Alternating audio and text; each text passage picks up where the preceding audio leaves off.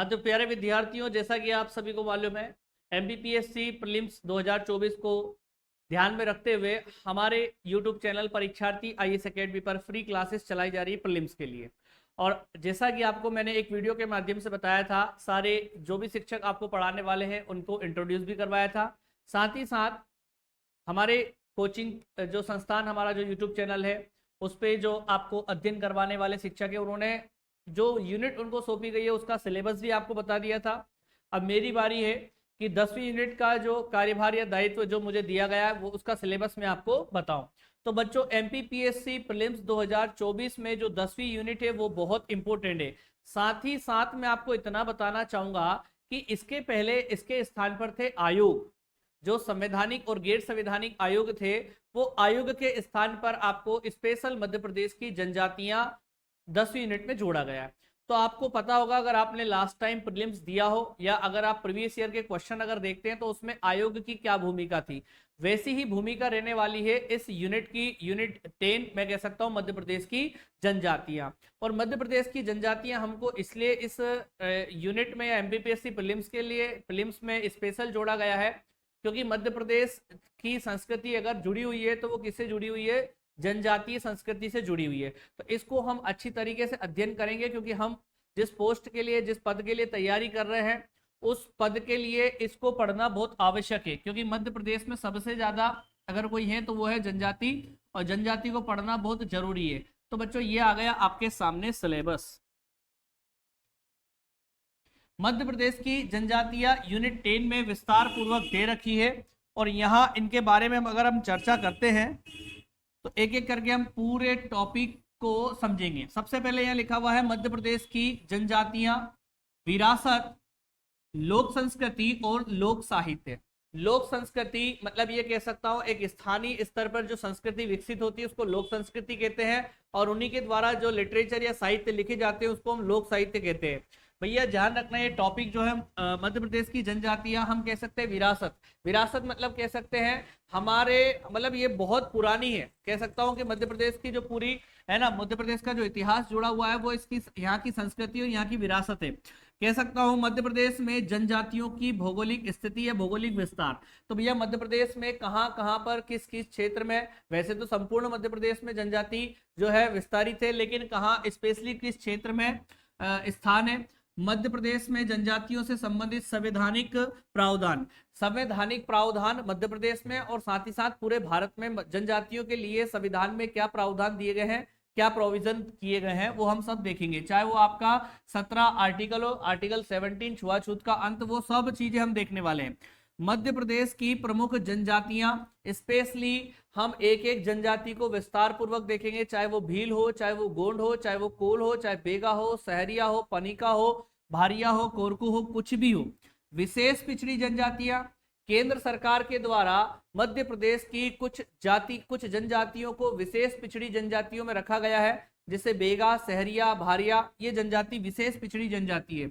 मध्य प्रदेश की घुमंतू जनजाति, जो मध्य प्रदेश की एक स्थान पर रहने वाली जनजाति ना हो, अपितु वो क्या है, पूरे मध्य प्रदेश में या पूरे भारत भ्रमण पे रहती है, ऐसी जनजाति घुमंतू जनजाति है। तो मध्य प्रदेश में ऐसी कौन सी जनजाति है जो घुमंतू जनजाति है? जैसे एक बंजारा जनजाति है। जनजातियों के कल्याण के लिए योजनाएं।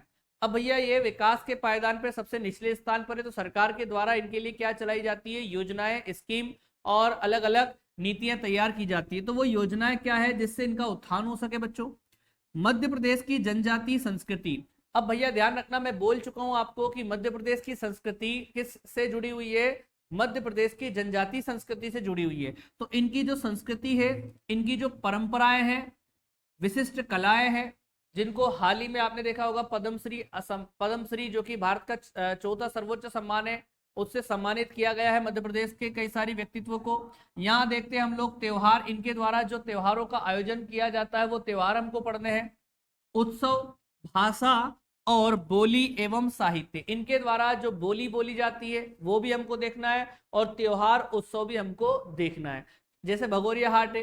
अब भाई आप बताओ, मध्य प्रदेश प्रशासनिक सेवा की अगर आप तैयारी कर रहे हो और अगर आप किसी प्रशासनिक पद पर हो और आपके ही क्षेत्र में कोई एक विशाल भव्य मेले का आयोजन होता है जिसकी संस्कृति बहुत प्राचीन है, और अगर वो आपकी जानकारी में नहीं होगा तो ये गलत बात है। ठीक है, तो आपको उसके बारे में अभी से जानना होगा, और एक अच्छे अधिकारी तब बन सकते हो आप जब वहां की संस्कृति को आप पहचाने और उसके बारे में जाने, और भी बहुत अच्छी तरीके से वो कार्यक्रम या कह सकता हूं मैं आपका हो सकता है।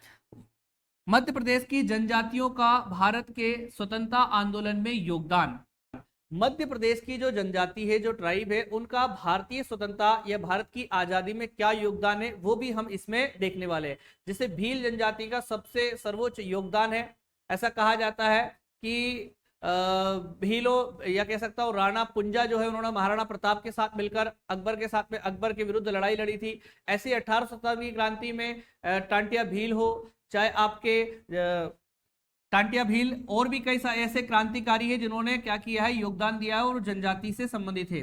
राज्य के प्रमुख जनजाति व्यक्तित्व, most and super IMP topic कि भैया ध्यान रखना, जनजाति व्यक्तित्व स्पेशली इसमें दिया गया है। मध्य प्रदेश में जनजाति व्यक्तियों के द्वारा क्या किया गया है, कुछ विशेष कार्य किए गए हैं। जैसे मैंने बताया 1857 की क्रांति में विशेष योगदान है, कला के क्षेत्र में विशेष योगदान है। जैसे आपने आपका जनगढ़ श्याम का नाम सुना होगा, एक बहुत बड़े चित्रकार रहे हैं। जैसे आपने भूरीबाई का नाम सुना होगा, ठीक है। इस प्रकार से रमेश शांतिबाई का नाम सुना होगा। ऐसे बहुत सारे व्यक्तित्व है जिनके बारे में हम चर्चा करेंगे। मध्य प्रदेश में जनजातियों से संबंधित प्रमुख संस्थान, संग्रहालय और प्रकाशन। भैया ध्यान रखना, मध्य प्रदेश में इनके उत्थान के लिए कई सारे ऐसे इंस्टीट्यूट संस्थान का निर्माण किया गया है जिससे इनका उत्थान हो सके। और संग्रहालय, इस संस्कृति को हम आगे और भविष्य में कई समय तक सुरक्षित रख पाए, ऐसे संग्रहालय म्यूजियम का भी निर्माण किया गया है, वो सब चीजें देखेंगे। मध्य प्रदेश की लोक संस्कृति और लोक साहित्य। भैया ध्यान रखना, मध्य प्रदेश में कई सारे लोक साहित्यकार हुए हैं, चाहे वो जागनिक हो, चाहे वो आपका इसूरी हो, चाहे आपके संत सिंगाजी हो, ऐसे कई सारे लोक साहित्यकार हुए हैं, तो उनके लोक साहित्य भी हम देखेंगे। और मध्य प्रदेश की जो लोक संस्कृति है, कहाँ किस प्रकार के नृत्य किए जाते हैं, जैसे मालवा में मालवा नृत्य, मटकी नृत्य किया जाता है, ठीक है।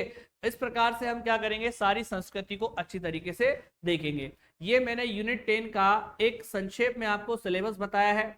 जल्द ही जल्द मेरी क्लास आपके इसी यूट्यूब चैनल पर आने वाली है, लेक्चर 1 के रूप में जो है आपका यूट्यूब पर अपलोड होगी और वीडियो रिकॉर्डेड रहेगा। अगर आपको किसी भी प्रकार की प्रॉब्लम होती है तो आप कमेंट बॉक्स में अपनी कमेंट ड्रॉप कर सकते हैं, जो यहाँ पर देखकर उसका उत्तर आपको प्रति उत्तर दिया जाएगा, ठीक है। चलिए अब मैं इस क्लास को यहीं खत्म करता हूं, लेकिन इसके पहले मैं आपको एक सूचना और देना चाहूंगा।